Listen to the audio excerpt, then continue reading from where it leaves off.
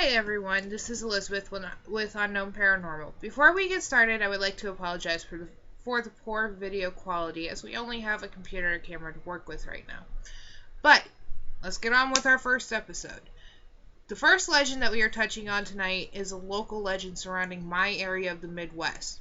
The site is Homer, Nebraska, and Taylor Cemetery. The legend of Miss Lottie Edwards, an ordinary woman who had heart disease that eventually took her life. And since the family would like the rumors to stop about her, I will tell you two short stories about the graveyard. Was Lottie involved in the first one? Unfortunately, we will never know. However, this first story came from my grandpa. No matter how much Grandpa used to forget when he was here with us, this is one story that never changed. My grandpa tells it like this. He and his friends, with my grandma and some of her friends, were out one night just messing around being young. My grandpa, having believed in the paranormal since he was young, thought it would be a good idea to visit Lottie's grave. The real story of what had actually happened to Lottie was never told to him, so of course he had told me the story of what he had heard. It is a sad story, which made me understand why she would chase men from the graveyard. In short, the story I had been told, before diving a little deeper into Mrs. Edwards' story, was that she was engaged to a man that ended up raping and killing her for her money. The way he killed her was by running her over. And he was intrigued that there had been reports of things happening around Lottie's grave. So he and his cousin and their friends took my grandma and her friends out there to see if they could catch a glimpse of Lottie. To his surprise, he got more than that.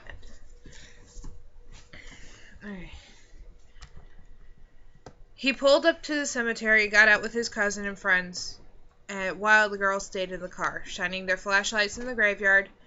Not knowing what to expect, my grandpa said he was speechless when he encountered who he had thought to be Lottie. He saw the figure of a woman who had the same era of clothes that Lottie would have had, and one very distinguishable feature, a horribly disfigured face. He had told me that he wasn't sure if it was Lottie or not, but he knew he had to get out of there. My grandpa turned and booked it with his friends already ahead of him. At this point, he was running down the paved road and trying to avoid flying rocks. Something had been out there trying to keep them away. He said he never went back there, but he would never forget that day. The second story kind of leads into our second legend surrounding the Taylor Cemetery. On Halloween night in October 2013, some friends of mine and I had been bored trying to find something to do, so I suggested going around Lottie's grave. Not wanting to disrespect Lottie or her family, we didn't actually go to the cemetery. So, driving out around there, being 2.5 to 3 months pregnant, I was thrilled to do something that was a little different than what I had been normally doing, which was pretty much resting and making sure I didn't hurt myself or my daughter. We found a gravel road close to Taylor Cemetery, and we stopped and got out just to look from a distance what would happen maybe at the cemetery. We weren't sure. But the next thing that happened was very, very strange. And I didn't think about it until I read the next story, the story about our next legend. We stood by the car trying to freak each other out, laughing a bit, when all of a sudden I heard a growl. I asked them if they had heard anything. They said no. And they thought, it's in my head. And I thought so as well. Until we start telling jokes again, we start laughing, and then we decided to get ready or head towards the car since we had stepped a bit away from it. So we headed towards the car. All jokes aside, we were going to an axe murder house. It was Halloween night. We were trying to freak each other out. Maybe this wasn't real. Maybe was. We don't know. But as we made our way to our car doors, we heard a deep howl.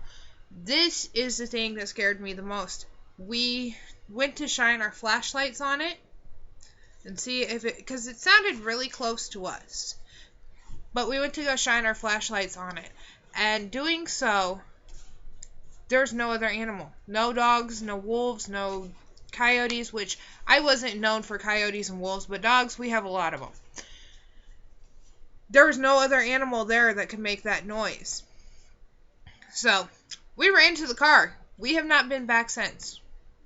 I do not plan on returning. Now, anyway, you may think that our lights didn't reach the actual animal, and they may not have. That could be very well. That could be very true. But this next legend makes me think that it might be otherwise. And it's called the Gray Dog.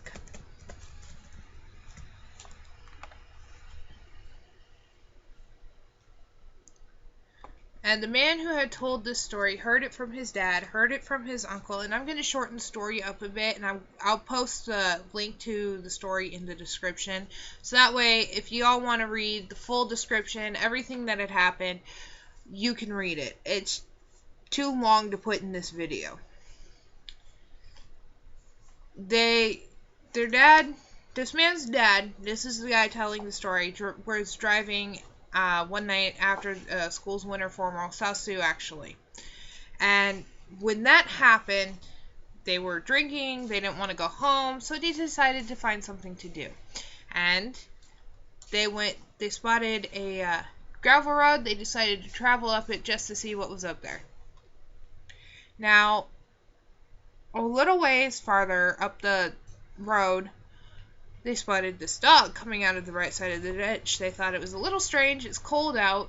It was in the middle of winter, of course, but it was cold out, so they decided to slow down and try to go around this dog.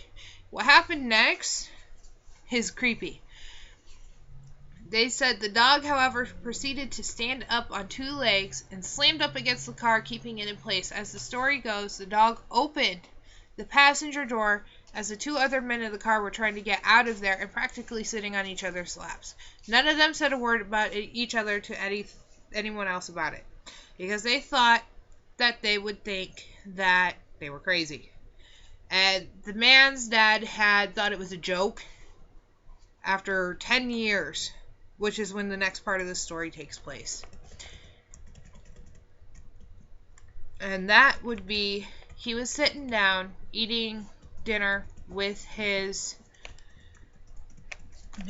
soon-to-be brother-in-law and this man's uncle who's telling the story.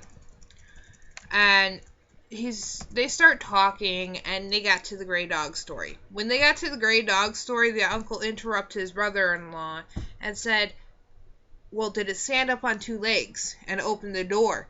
And surprising the dad, but yet the dad, still not thinking that it wasn't a joke, said, yeah, how did you know?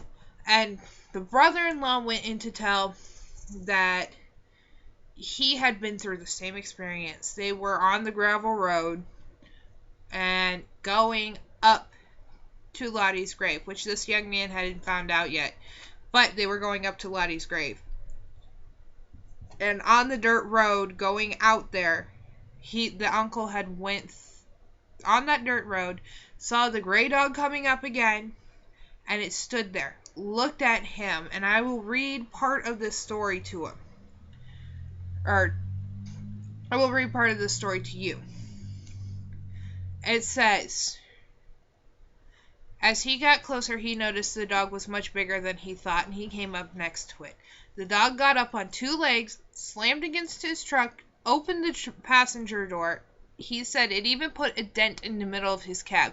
Now, the truck he was driving was a big old 70s Ford pickup, so this was a tall truck, and it was a tall dog.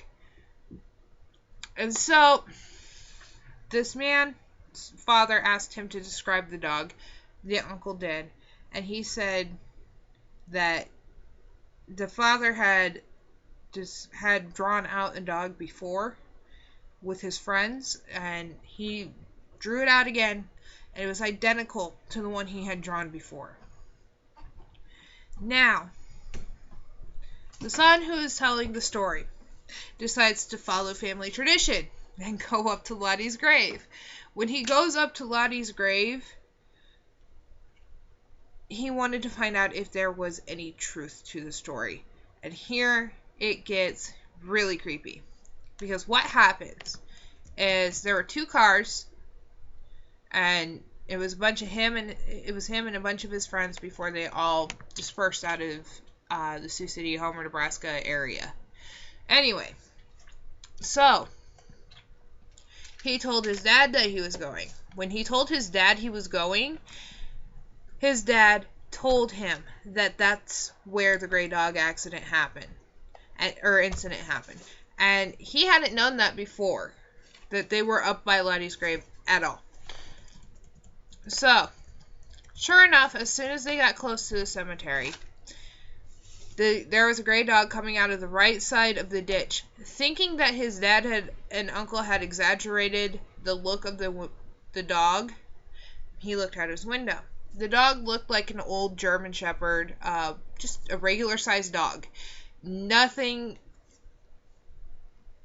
creepy about him. Nothing's giving him the feeling that this dog was going to attack the car.